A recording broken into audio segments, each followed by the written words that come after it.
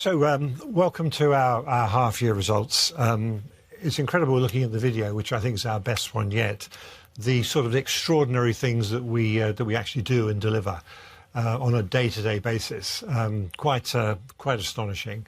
And normally at the end of the presentation, you sort of thank everybody. But what I would say is that for our 27,000 employees who do this day in, day out, it's an incredible achievement, and we'll always remain grateful.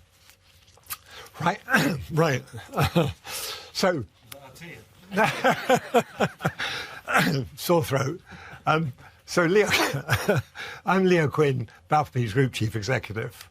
And I'd like to talk about our first half results. And the most important thing is, look, we're on track to achieve our full year earnings and expectations.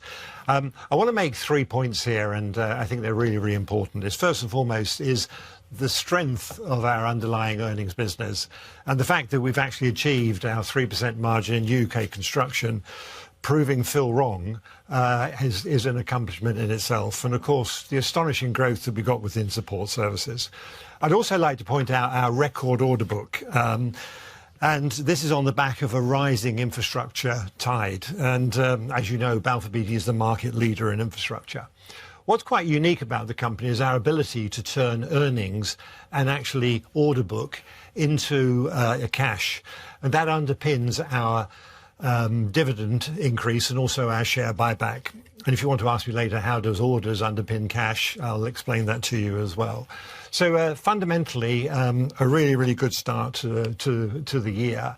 But this is only half the story.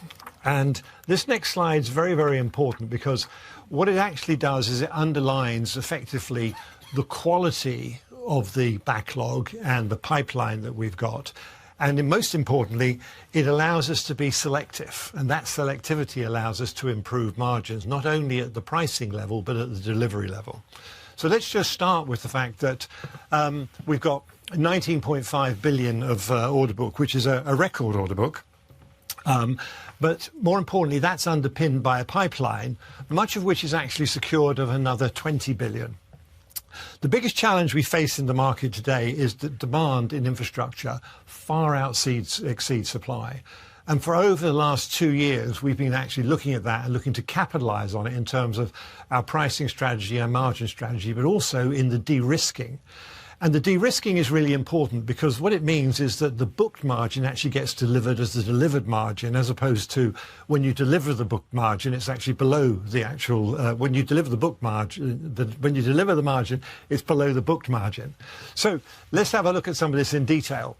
If I look at the 20 billion, we've got 5 growth engines within the business. The number one and the most important at this moment in time is the power transmission business.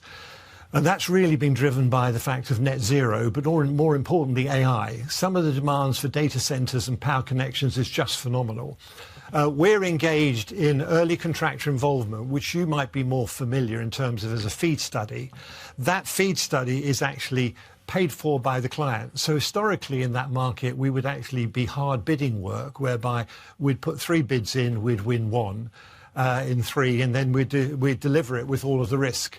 Now what happens is that we go in early, we'll actually survey the site for planning conditions, for soil conditions, early design, in some cases early procurement. And what that allows us to do is significantly de-risk the business here. The amount of business that's going to derive from our early contractor involvement at this moment in time is 6 to 8 billion, which is about a third of the 20 billion market that sits out there. In power generation, within power generation in the last 6 months, we've seen what effectively was an acceleration of orders into the first half of the year with Net Zero Teesside, but also with Sizewell. Sizewell has now passed FID, which is the government's financial investment case, and work is proceeding on site as if it's to be built in full. And further, Sizewell we've signed and we're engaged in a 3-way alliance agreement with ourselves, Laing O'Rourke, Bouygues, to deliver 14.5 billion of civils construction work. And that is actually a signed commitment. I'll explain more in the second half. In the area of defence, we're engaged in 3 or 4 defence sites which over the next 12 months will actually have to appoint a partner to deliver the fissile. The fissile work across these sites is worth between 2 and 5 billion. And we're actually on site delivering today and in a very good position to secure some of that. In the case of Lower Thames Crossing, we see that Lower Thames Crossing, where the contract has been awarded to us, will probably start about 2028, but is all part of our growth pipeline. And then within our buildings business, what we're looking at is a run rate business for another 3 billion, which is already being secured but not awarded at this moment in time. So this strong backlog of enhanced margin and de-risk, coupled with a 20 billion pipeline, leaves me very confident that we'll be exceeding what effectively is the average cash going forward in the future. That then underpins what effectively is an accretive dividend and an increasing share buyback. So I'm very confident with the momentum in the business on the rising tide of infrastructure that we'll be actually delivering significant shareholder returns into the future. So on that note, I'm going to hand to Phil in order to explain the reality. Thanks, Leo.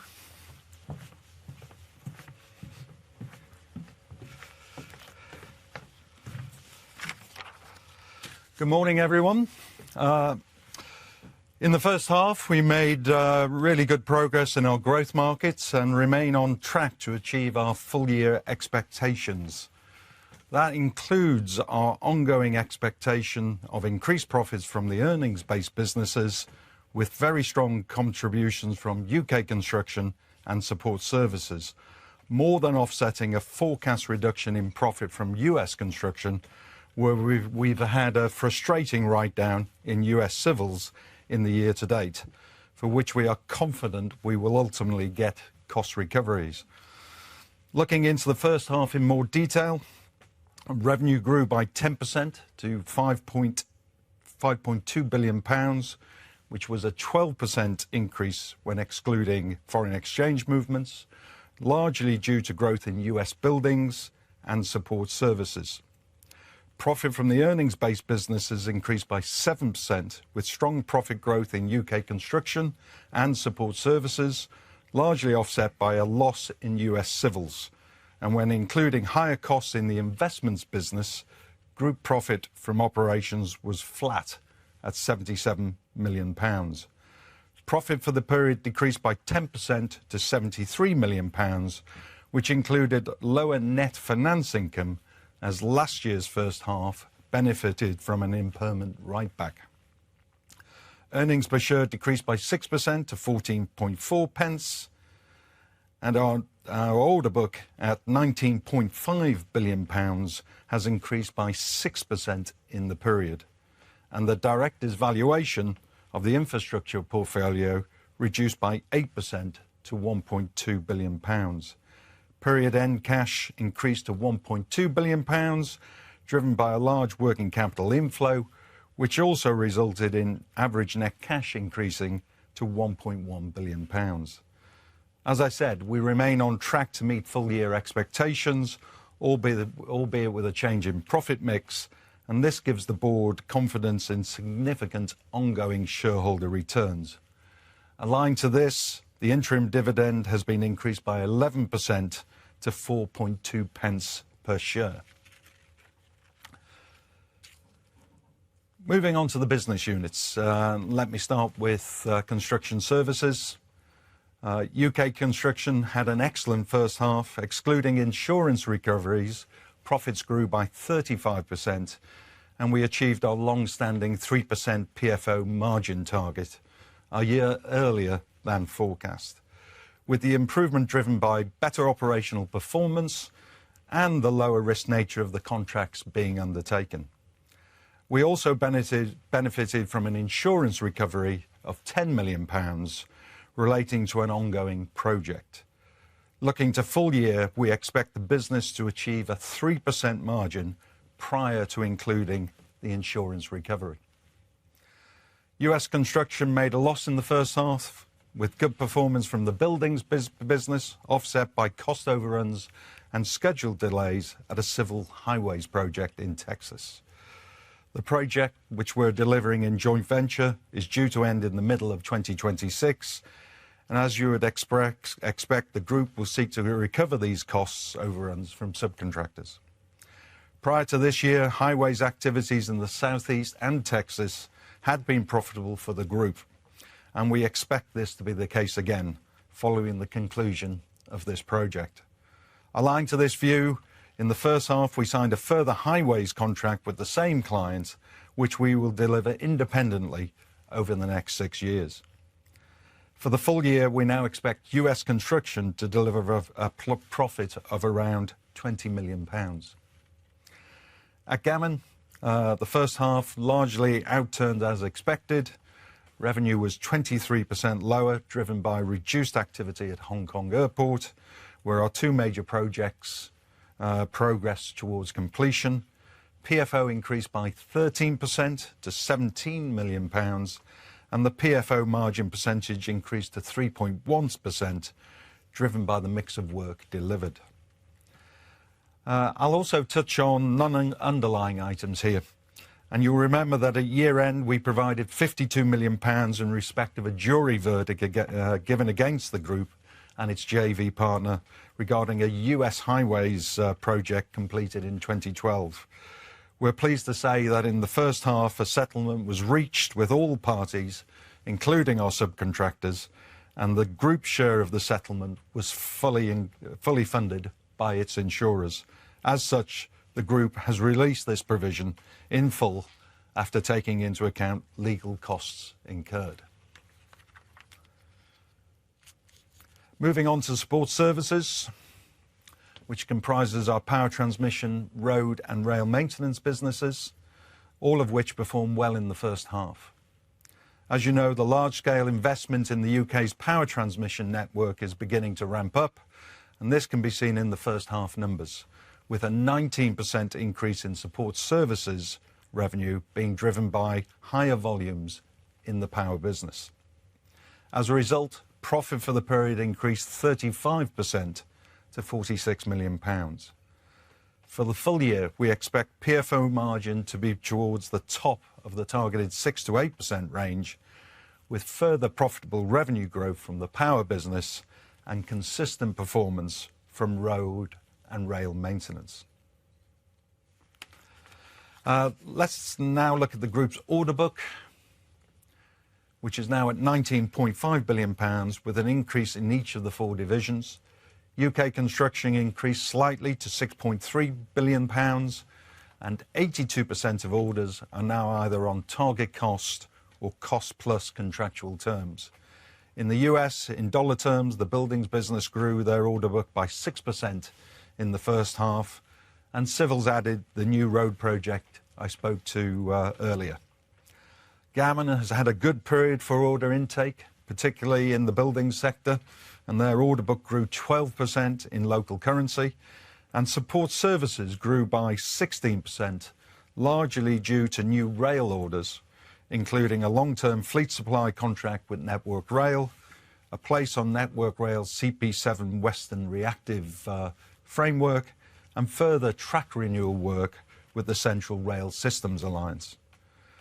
The power order book within support services grew modestly in the first half compared to revenue, as many of the large schemes which the business are working on are being contracted in phases. We are currently underway on early contractor activities, and the contracts for the later phases, where the majority of the value sits, will be added to the order book in the coming years. Moving on to infrastructure investments, which made a loss in the period. The key driver of the division's losses continues to be the costs in US military housing relating to the monitor's work.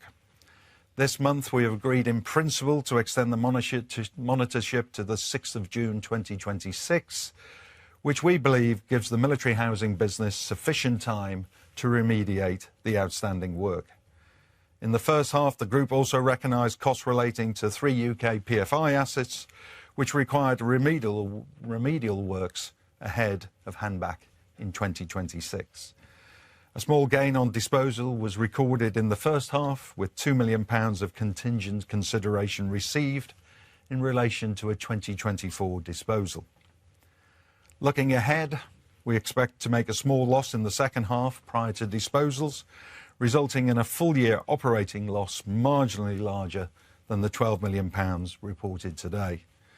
It is important to say that investments remains profitable when excluding the ongoing cost of the monitor's work. Finally, we expect gain on disposals for the full year in the range of £30 to £40 million, with a number of transactions ongoing. Moving to the director's valuation. The valuation of the investments portfolio decreased by 8% in the first half of the year to £1.2 billion, largely due to two main changes. Firstly, we have increased discount rates in both the UK and US portfolios to reflect changes in long-term interest rates and to align to the secondary market. This has resulted in a reduction in value of £61 million. Secondly, with over half of the portfolio being US-based, the strengthening of sterling versus the US dollar during the first half also had a large impact, reducing the valuation by £65 million. We continue to invest in and recycle capital from the portfolio, with two new multifamily housing assets acquired in the US during the first half and disposals planned in the balance of the year. Looking at cash now, which has been particularly strong for us in the first half. Operating cash flows improved and were up 26% compared to the first half last year. But the major driver of the larger cash balance was a £290 million working capital inflow. This was driven by advance receipts on several new projects in US construction and by working capital timing in UK construction. The remaining items on the bridge were largely as expected, including around half of this year's share buyback being completed. The one other item I'll mention is our other category, which is normally a much smaller number, but included £26 million of foreign exchange movements in the first half, given the weakening of the US dollar. I'll finish with a summary of our full-year guidance for 2025. We continue to expect an increase in PFO from the earnings-based businesses. Within this, we now see UK construction operating at a 3% PFO margin as it continues its upward trajectory, and further progress in support services, which is maintaining margins while growing revenue. We expect US construction to have a much better second half and finish the year with PFO of around £20 million. We expect the gain on investment disposals for the year to be in the range of £30 to £40 million as we continue to realise value from the portfolio. Net finance income is expected to be around £30 million and the effective tax rate will be close to statutory rates again. Looking at cash, we expect average net cash to be in the range of £1.1 to £1.2 billion now, and for capital expenditure to be in the range of £40 to £50 million. In summary, we remain on track for the full year and continue to be well positioned to capitalise on improving operational performance and the momentum in our growth markets in 2026 and beyond. This will continue to underpin our long-term commitment to grow shareholder returns. I'll now hand you back to Leah.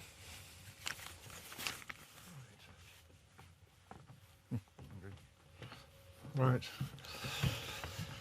Thank you, Phil. I'd start off by saying that we've been talking now for at least 18 months, 2 years, really about the growth engines behind the business. And in summary, these represent about 70% or cover about 70% of our revenue. But I have to say, where we sit today, I've never known the business be in such a good position for the future. So as I leave the business, the strength of our order book and our pipeline is truly quite phenomenal. I always think in any business, if you've got a portfolio and you've got one or two sort of growth engines, that leads to a good overall outcome because the growth engines cover all of the misdemeanors elsewhere. If you've got three growth engines, it's a little bit like three bell fruits on a one-armed bandit. You know, it's a jackpot. We, at this moment in time, have got five. And our biggest challenge is really, how do you cope with that level of demand with a limited supply? You know, there's only 27,000 of us to actually deliver. So it demands that we become selective, and we become more and more selective. So I'll take you through each one of these for a few seconds. And the thing I'll point out to you here is, if you look at this graph, which is sort of our backlog going forward and our revenue projections, for between 24 and 26, the power transmission business is actually doubling. Well, if that isn't interesting enough, between 26 and 28, it has the potential to double again. There aren't enough people and resources to deliver all of that. So our number one message is actually really around selectivity. And just a little bit of history, we've been in this business for about 114 years. It's where Balfour Beatty actually started. National Grid, which is one of our major customers, is actually, we've been doing business with them for 100 years. So we're well ingrained in this industry. We have about 20 to 30% market share. We have about 2,300 blue-collar workers in this market. And a couple of other things. It's not only National Grid and SSE, but it's also now Scottish Power as well. We're very focused in what we do. We do 400 kV and 132, which is rather specialist. And again, there's not a lot of competition in that market. I said earlier that demand is actually being driven by consumption. It's about net zero and how do we connect wind farms into the grid, how do we de-risk the grid, but also the demand for AI and data centers is now booming and getting connections onto the grid. So all of this caters to that. We not only do the 400 kV and 132, we do substations, and we're now doing converter stations. Converter stations, I was up in Scotland recently and visited one.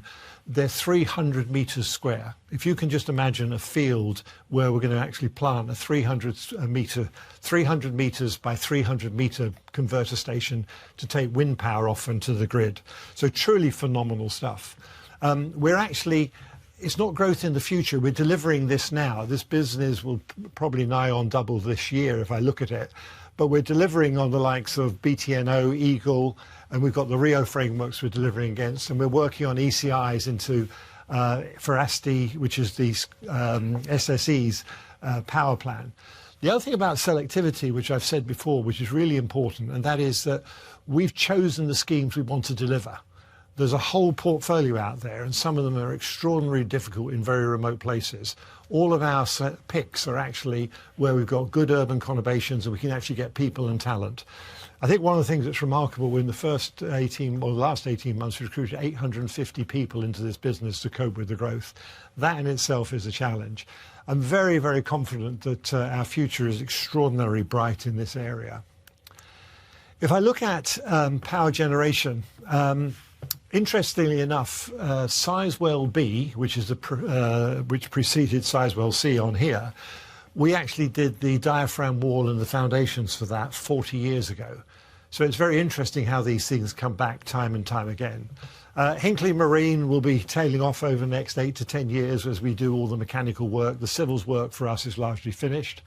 We'll be then morphing into Sizewell C. And as I said earlier, Sizewell C has come along like a bullet train. In the last 6 months, we've signed the alliancing agreement between ourselves, Bouygues and Laing O'Rourke, to deliver the civils. The government has given approval to the financial investment case, and at a minimum level, we will end up sharing 14.5 billion of civils delivery in that programme over the next 8 to 10 years. So really, really encouraging. The other order that's come in the last 6 months is Net Zero Teesside, published at, I think it's 880 million.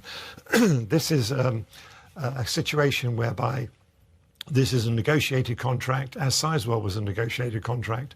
And what's really key about how these projects are de-risked, in the past we would invariably have some sort of penalty associated with retentions or liquidated damages. In the case of all these contracts, we are bonused and incentivized on actually performing. So there's only upside, and our downside risk is actually minimized in terms of there's a minimum level of margin that we can earn come hell or high water. Also, as I look forward to the future, you've got SMRs, you've got more carbon capture. We're working on fusion and the like. So not only is this very visible in the short term, but in the long term, we've got even more growth coming through. And I think you saw things on Rolls-Royce this morning about the value of their SMRs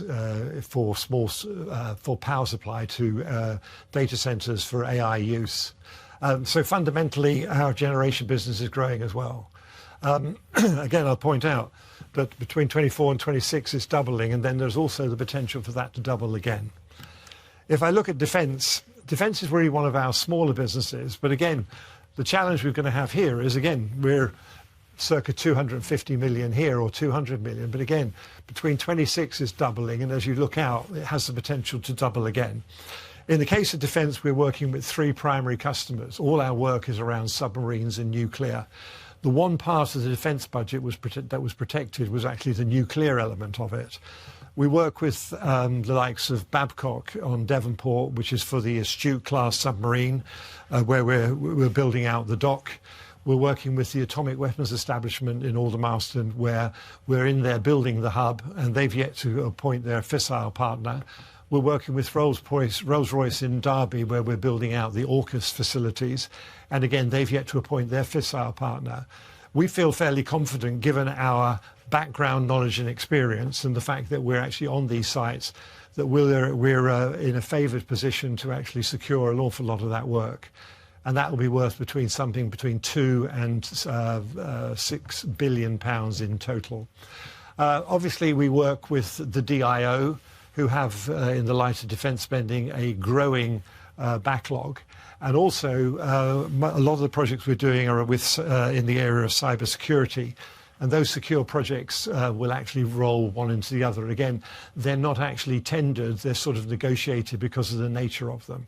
So if I look back at power, our power business has been de-risked by something called early contractor involvement or feasibility studies. These orders have actually been negotiated with the client directly, and there's only upside for performance, and the downside risk is capped. If I look at our transportation business, this is a mix of a number of businesses. Firstly, in rail, we've been very fortunate in the first half of the year to secure a number of rail maintenance contracts, but also in the area of plant hire and plant equipment. So we've won the Tampa contract, which is a 10-year commitment to Tampa Hire. And then we've also, within that, won another contract, which is also the plant hire for rail for the next 10 years as well. So with HS2 absorbing a lot of the transport budget at this moment in time, the rest of the budgets are getting rather tight in terms of highways, local roads and rail. So the fact that we've got a secure pipeline for rail is very good, underpinned by our ongoing maintenance that we do. So we see rail as flat for us over the next 4 to 5 years. When I get to roads, roads breaks into 2 parts. It breaks into local authority roads, which is our living places business and is in our service business. And we've got highways, which is our national highways, motorways and the likes of that. In terms of living places and local authority roads, we've got a very solid business going forward. Every 12 months, 1 to 2 major councils will come out with major tenders. We're working on a couple at the moment which are in the hundreds of millions, and they're invariably won or naught. You either win them or you lose them. We're very encouraged by the outlook in this market, but at the moment we're not forecasting any growth to come out of this. If I go to highways, our 2 major projects at the moment is obviously finishing off the M25A3 at Wisley. Just for the people in the room and on the call, the M25 will open at the end of September. So those who've sat in traffic for a long time will be pleased at that relief. The A3 will take a little bit longer. We've recently won the M3 Junction 9, which is a 100-odd million highways job. We're working on such things as the A66 and the A57. None of those we're forecasting as growth, but the growth that we do see is in the Lower Thames crossing, which has already been secured, which will kick in about 2028. And that will give us a nice fill-up. This is a very, very solid business, has produced good profits and good cash flow for the last 20 years. So it's really one of the foundations. We see a lot of prosperity in the likes of the growth at Heathrow. We're more interested in the T2C terminal and probably coming up in the next 2 to 3 years. I think the runway will be out past 2032 and the likes of that. So aviation is very big for us. And given this business is an expert in material and haulage, we cluster reservoirs in here. There's going to be a lot of building of new big reservoirs around the UK. And on the right terms and conditions, we'll engage in that sort of work. So again, there's a lot of opportunity in front of us in this business, built on a very solid rail, local roads and highways business. If I look at the US, about 2023, we embarked on what effectively was a growth initiative in the US. And that was actually to expand our territories beyond the main branches. So the role of the US for us is it diversifies our risk away from the UK and gives us a second string to our bow. Within the US, we're very well diversified all the way from Seattle to California, across to Texas, Florida, and back up to Washington, D.C. What we did is, so geographically, we looked to expand the business. And you can see that the benefits of that is we've gone from an order book of 5.7 to 7.1 billion. The model for us is a much lower risk type of model. It's a low return in terms of its fee, but the risk is passed down to the subcontractor chain.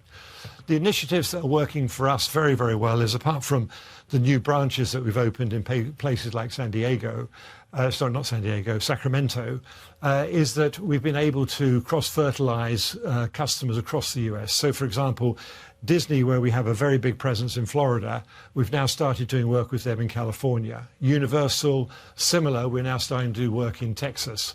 We've seen a huge demand for data centers, and we're one of the largest suppliers to one of the tech companies in Portland, Oregon. That actually is now spread to Washington, D.C., where we've just secured a 200 million data center order, and we're also looking at similar in Phoenix. So for us, the US geographically is actually going very, very well. It's growing, and actually with the specializations that we have, whether it be hospitals, education, and likes of that, is putting us in very good stead to actually expand that beyond where our concentrated centres are today. So look, finally, really summing up, it's very interesting to have, I think, a really strong order book with rising margins and a de-risked order book. That's just one part of it. But the other part is what have we got in place to give us confidence that can be delivered in the future? And 10 years ago, we launched our Build to Last program around lean, expert, trusted and safe. But where do we stand today? First and foremost today, we've got strong governance and controls across the business. We've got a dedicated and committed workforce across the country, across the globe. In terms of trusted, we are by far and away the market leader in infrastructure, and we're trusted to do what we say we will do. So if someone's thinking about an infrastructure project, you cannot work without having Balfour Beatty on the list. We have what I think is some of the best-in-class safety practices, where we're leading the industry in digital and the application of AI. And we have a group of employees who actually care about the environment and are committed to their local communities. So that's the foundation on which the future of the company will be built. What has Built to Last actually delivered for us? Well, a 47% increase in earnings.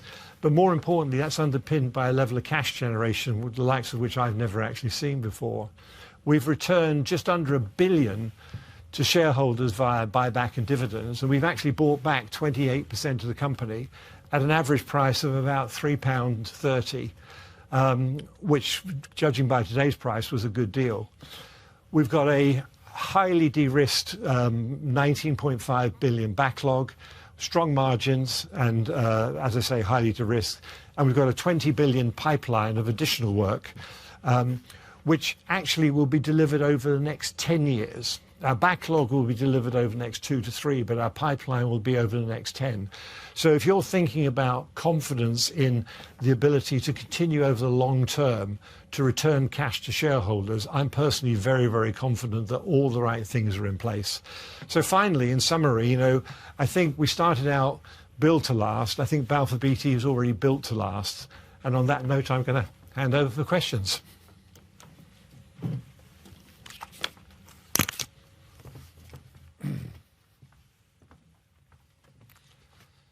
Hi, Rob Chantry at Berenberg. Thanks very much for the presentation, guys. So yeah, 3 questions from me. Firstly, I guess on the US order backlog, another strong increase. Could you just talk a bit more about the level of confidence you have on the US margin and EBIT generation in that backlog over the coming years? I know historically you've maybe talked about a normalised level of EBIT in the kind of 40, 50 million level, but obviously a bit of a step back in the first half. So to talk about the confidence you have in the margin in that backlog. Secondly, I guess on US civils as well, can you just talk about what exactly went wrong? I know you've announced this year several more contracts in Texas on the road side. Is it the same risk profile or the challenges? I know you commented on lower return and lower risk, but some more clarity on there given the amount of exposure you have to Texas. And then thirdly, just some comments around the infrastructure investment piece on the US monitorship. I know there's kind of news in the first half that's been extended, I think, to the 6th of June next year. Just some thoughts on how that impacts your attitude to that asset, some of the background to it, and your kind of your thoughts around that ongoing process. Thank you. Well, over to you, Phil. I thought you could do all those, given it your last go. You see if you can get them right. Do you want me? Well, you want me to do it? Yeah, no, go on, you do it. You usually do numbers. Look, we'll show. I'll do the buildings. First and foremost, the growth of buildings is underpinned by what effectively is quite diversified across the US continent, so that's quite strong. On the building side,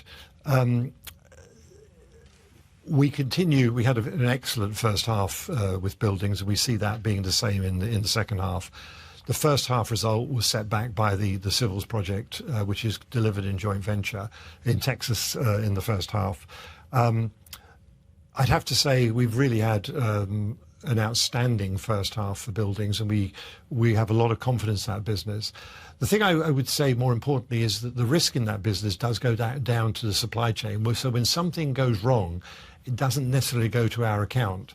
But that actually is reflected in the fact that we only make like a 2% margin return on the fee.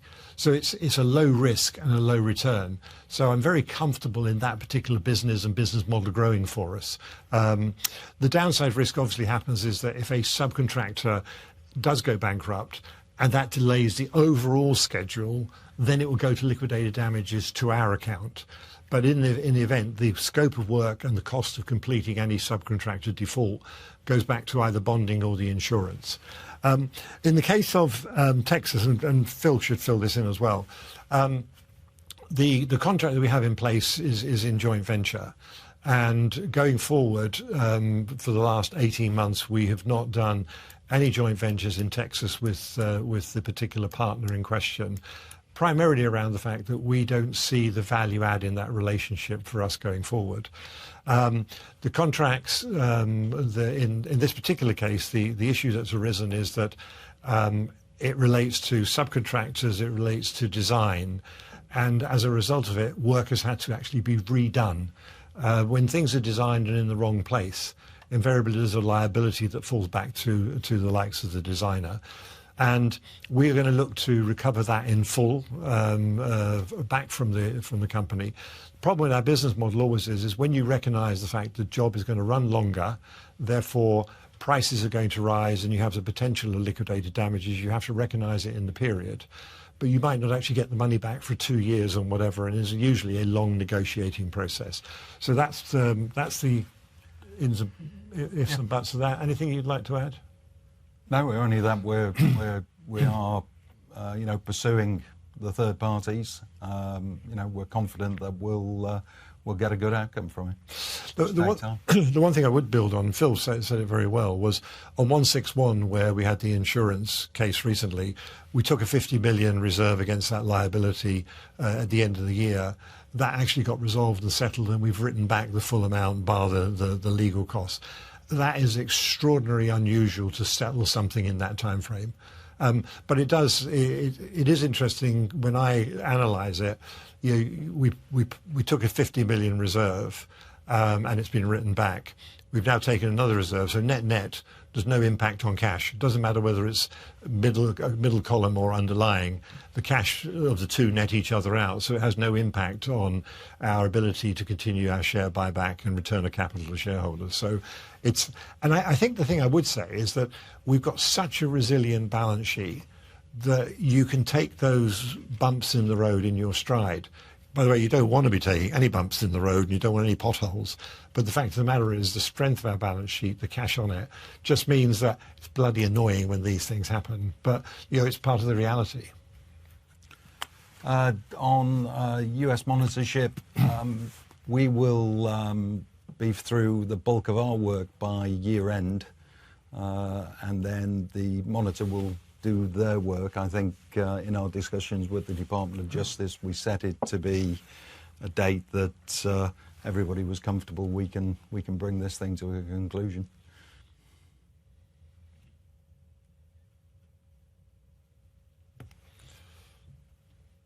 Next question. Thanks very much, Graham Hunt from Jefferies. I've got three, if that's all right. Just going back to US buildings market, you called out a number of areas of strength. Just wondered if there are any pockets of weakness that are worth calling out, or just generally how you're seeing the different subsegments there. Second, on the UK construction business, you've now hit your 3% margin target ahead of schedule. When you talk about those big or the major projects that fill your pipeline going forward, are you confident you can maintain that 3% or even maybe go a little bit above? And then third question, just a bit of a bigger picture one on the two administrations that we have in the UK and the US from the government side. Do you have any reflections on what they've been doing in terms of accelerating infrastructure build out, where that's been most impactful on your portfolio, and what gives you confidence in terms of the policy they're putting through? Thanks. Yeah. I better do these because, they're going to be fact-based, aren't they? I can't wait to answer. You asked for a moment of weakness. We're low profile as a company. We don't really like to sort of put out there in terms of a lot of the things we're working on for various reasons, some good and bad and publicity. But you say, I think you asked the question as to maybe lowlights and whatever, but recently Trump's visit to the Federal Reserve, which we're building, was not necessarily the publicity you garner.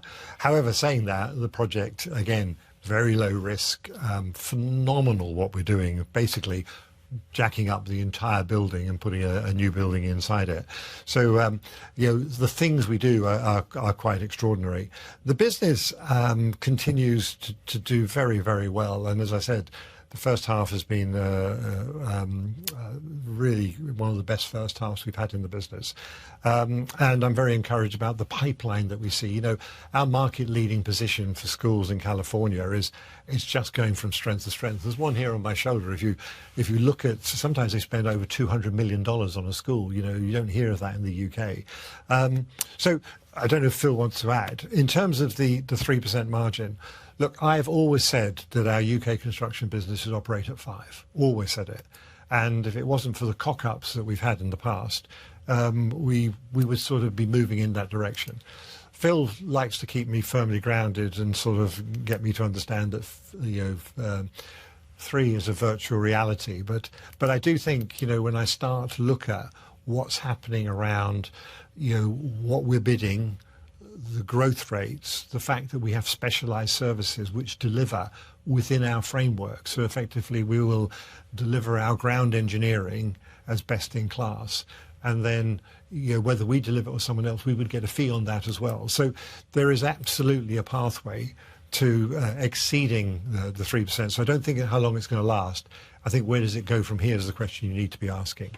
I can't remember the third one now, but Big picture on US and UK governments. look, UK government is in a bind. It's trying to create growth, and if it can't get growth in sort of like the property market and things like that through natural, macroeconomics and the likes, it's doing it via fiscal expansion. So it's pumping money into infrastructure, money it doesn't really have in reality. But once these projects start, they don't stop. But I have to say, the projects that we're doing, when they deliver the benefits like Crossrail or the Elizabeth line now, are just truly phenomenal. So I think they're very, very different. In the US, we're not that exposed to fiscal expansion or whatever. We've got a few roads projects. They're well funded. They're interesting, but we don't have a big footprint. In the UK, we really do dominate the industry in a very positive way. I don't know if you want to sort of add to that, Phil. No. What about 5%?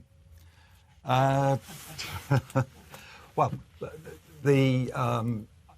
I think the great news is that we have hit 3%. We've hit it a year earlier than we thought. I think that does come down to the kind of operational discipline that we've had in the business. So there has been less cock-ups.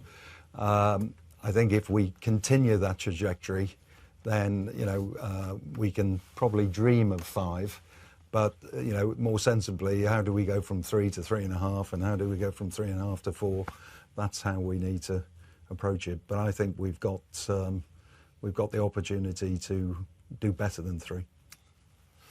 Obviously, he's been taking the blue pill, hasn't he? From the Matrix, yes. Yeah. Thanks very much.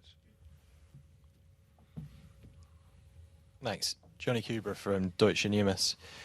Could I ask firstly on power? I think you've previously spoken about it being a 10 to 12% operating margin business. Is that still the right level? And also, you previously spoke about getting to 800 million of revenues there next year. Leo, you mentioned the potential is to do a lot more, but you're constrained by resource. So what do you think realistically that revenue line can be?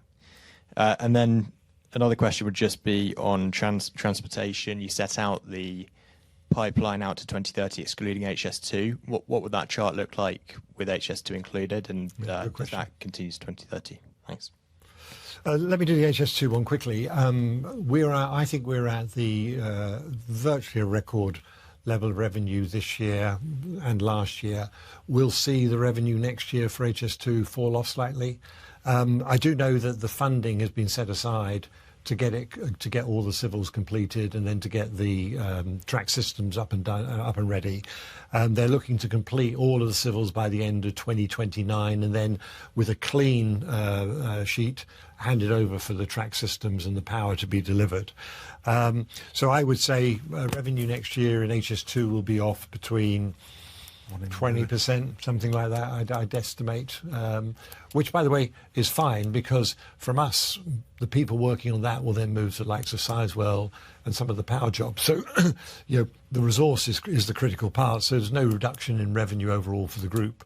We'll still get growth overall because of the growth in the likes of Sizewell and power.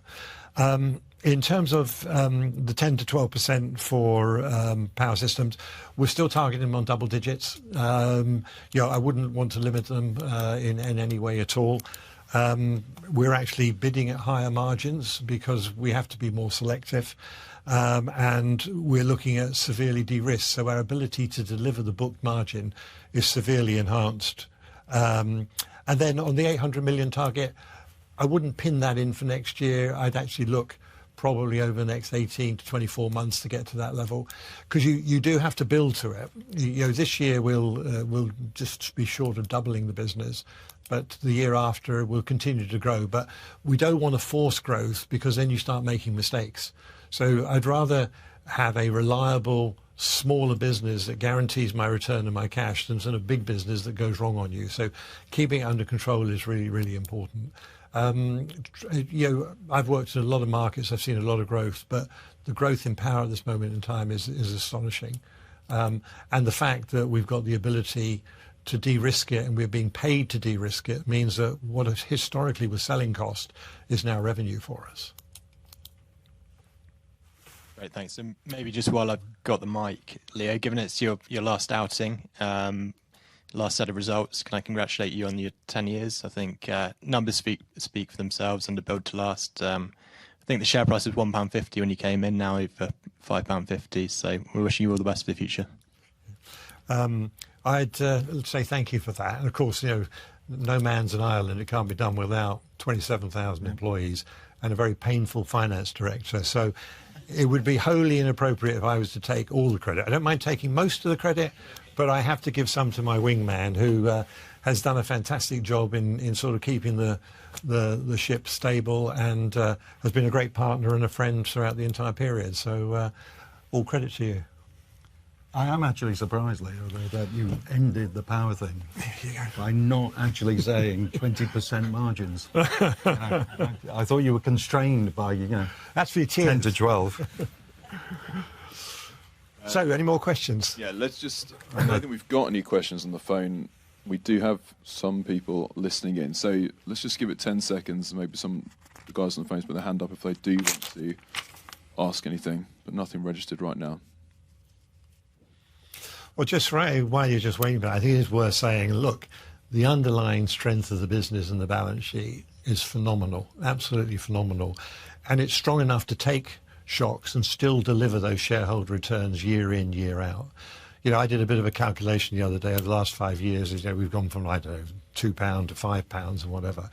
If you just continue the strategy, mathematically, returning the same amount of money year on year for the next 5 years, with no change in multiple, you get to a £10 share price, just mathematically. So if we actually don't change the strategy, do what we're doing today, you've got a chance to double the share price again. Record order book, record pipeline, highly de-risked, probably some of the highest margins we've seen in the backlog. I've never known the business to be in such good shape. And I would like to recognise and give my best wishes to Phil Hall, who takes over from me on the 8th of September. First of all, he's a fabulous guy. He's a really nice guy. He's been in the industry 30-odd years, extremely competent, knows more about the bloody industry than I do. And I'd have to say, I think the board have done a fantastic job in choosing him. So I'll be staying around to the end of the year to help out where I can. But I think, it's a great business. And, we've got a question, have we? We have, yeah. I think we've got 2 on the line, so I'll hand over to the operator to introduce. Thank you. We'll now take our first question on the conference line from Joe Brent from Panmure Liberum. Your line is now open. Please go ahead.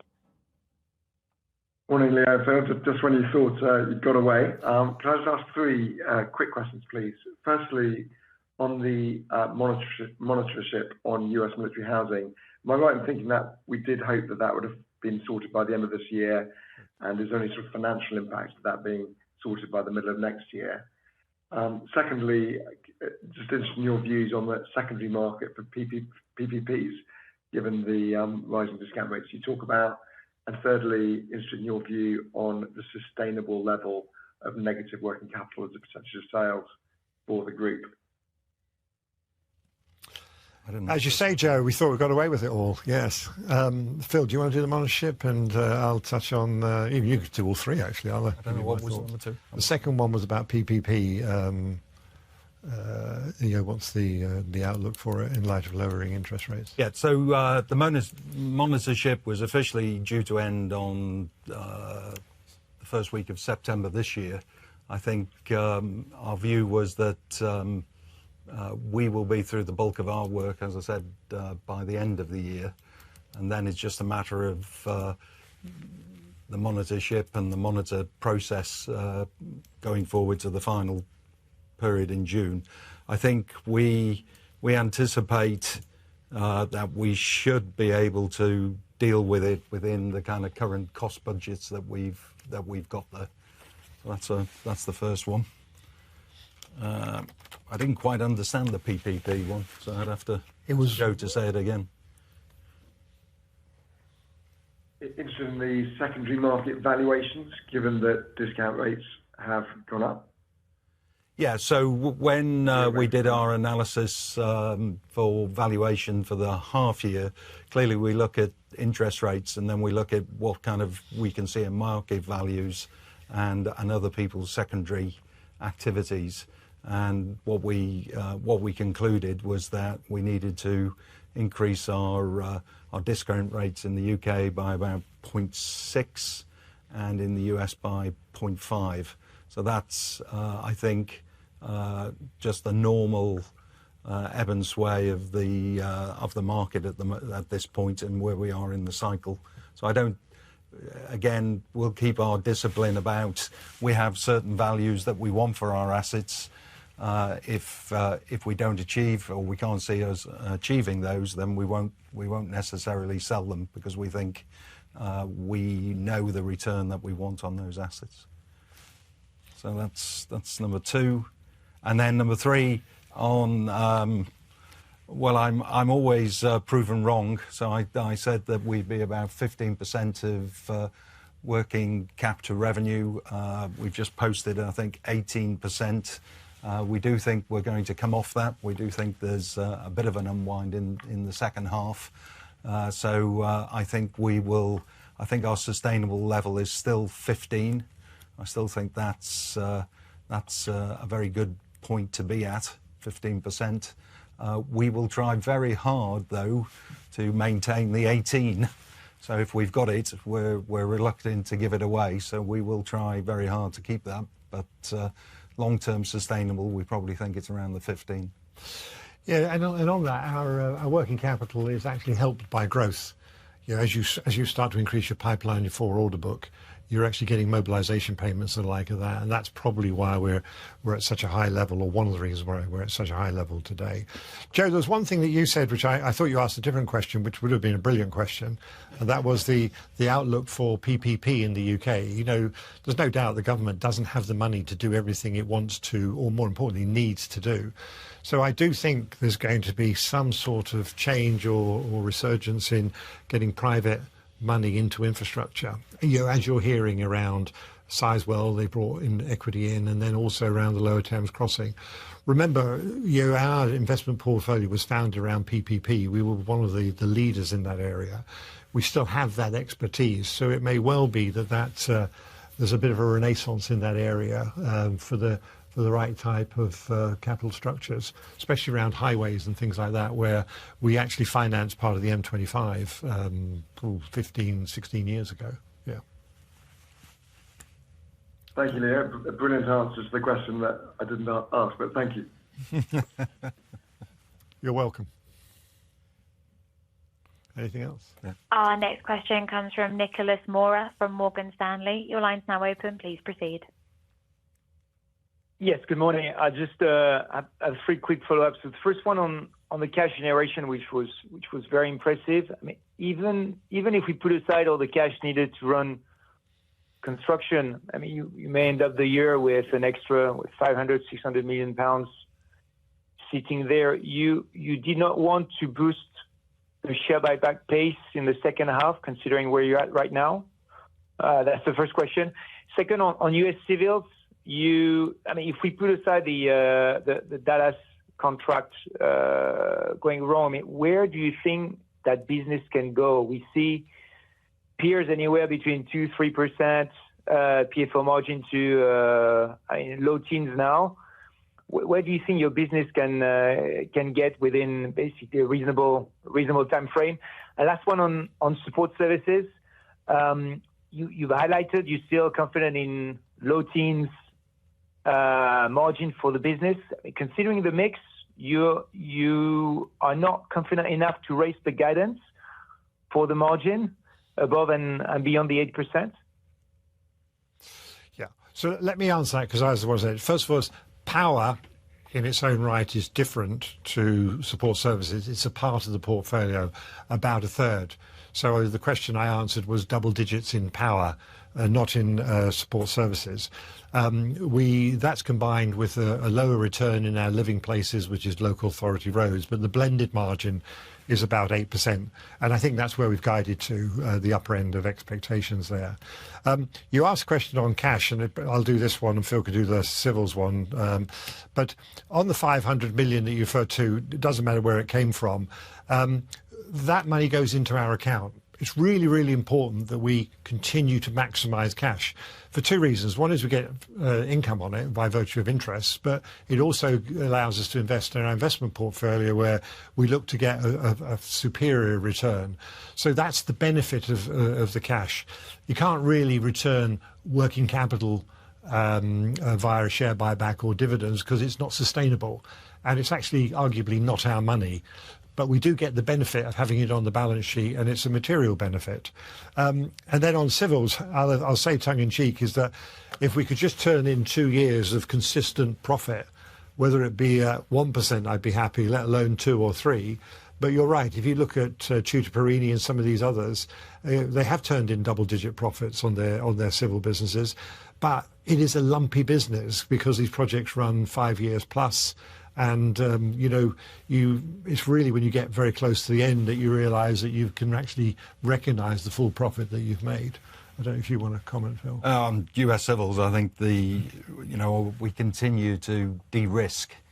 We've never liked the nature of the contracts. So we're focused on Texas highways, where we have had a long history of being profitable with that client.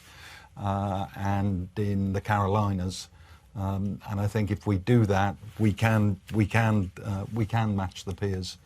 It's just a matter of we've got to work through, if you like, the old backlog to get into the new backlog. But yeah, I don't see a reason why we can't get up there and match with peers. Jim. Okay, we've got one more question from Andrew Nussey at Peel Hunt, which I'll read. Looking at the power growth engine, resource is a key theme. As projects move into delivery phases, how reliant will you become on local supply chains versus in-house capability?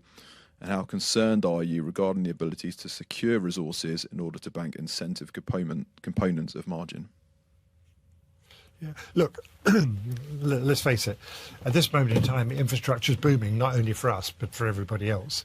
So it is a battle to recruit, retain the best and the brightest. As I've said, we believe that we've de-risked the downside. So in the past, we would hard bid something with the power businesses. We'd be then liable for ground conditions.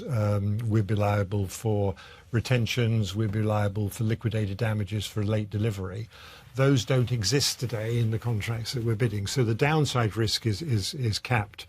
The upside incentives becomes predicated on performance, and that does rely on local supply chains as well as our in-house capability. The fact that we pre-selected all of these jobs to ensure we're in urban conurbation gives us the best chance. I wouldn't want to be delivering something up at Thurso and Spittal and John O'Groats, because having sort of driven around there recently, there's just nobody there except sheep. So how you actually get anything delivered is a nightmare. One thing I didn't say about power, which I should actually say, we're actually the market leader in delivering pylons. And the pylon growth is eye-watering over the next 3 to 5 years, and actually over the next 10 years. And we have a factory which is re-equipped. It's got all brand new CNC machines in, and we'll be looking to double and treble the volume over the next 5 years. We've moved from single shift to double shift. So we have another arrow in our quiver around power, and that will allow us to enhance the returns in that area. Don't know if that answers the question. Look, just in summary, as I said, I've never seen the business in such good shape. Balance sheet is very, very strong. The backlog and the pipeline are materially de-risked and the returns are higher.